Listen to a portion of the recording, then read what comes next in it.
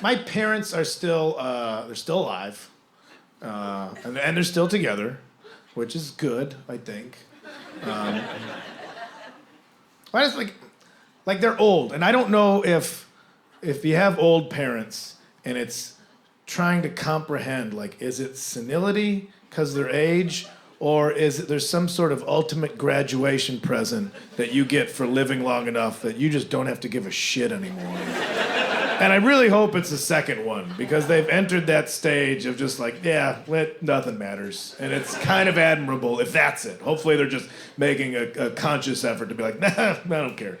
Yeah. This is my dad clipping his toenails at the kitchen table next to a snack. Like, what are you doing, man? It's like, it's my house. I'm like, that's not an answer. Have some self-respect.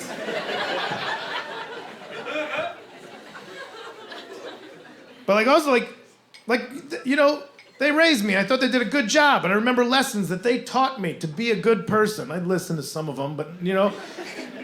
But now the stuff that they taught me to be a good person, it's just gone. You chew with your mouth closed. And now I've seen every meal my mom's eaten for the last 10 years.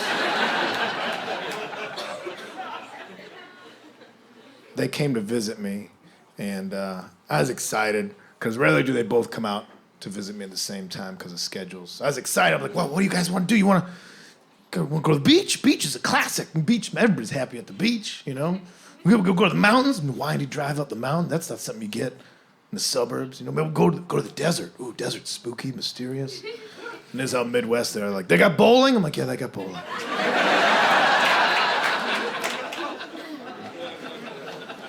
So we went bowling.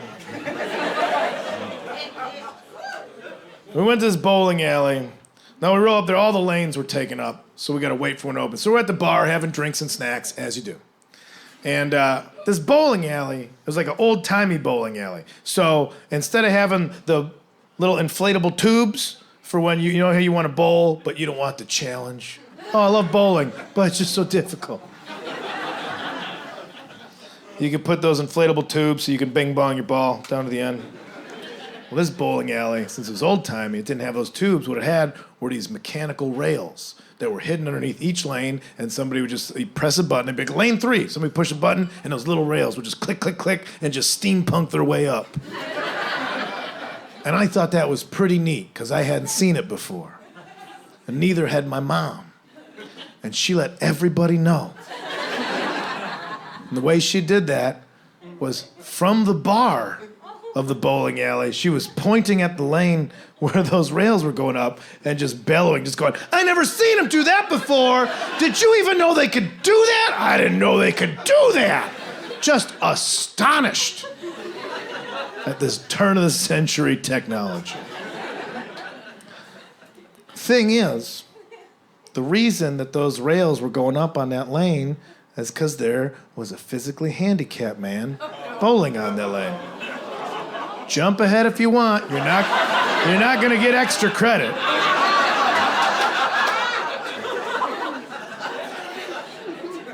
He had a walker. He would shuffle up to the foul line. His friends would hand him a ball. He would drop the ball. Half hour later, would knock down some pins, and everybody would cheer. It's a very thing like, Stevie got 5, and a whole bowling alley, like, hell yeah, Stevie, 5, nice one, buddy. Now, I know that my mom was pointing at the rails.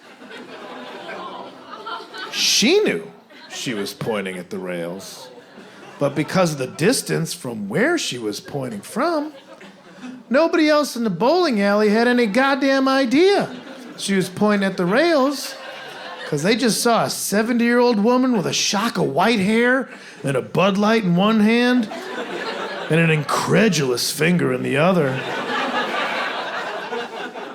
just bellowing with the voice of a billion Marlboro Ultralights.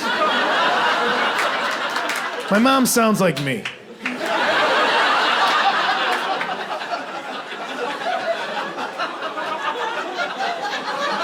Just pointing at a handicapped man bowling in disbelief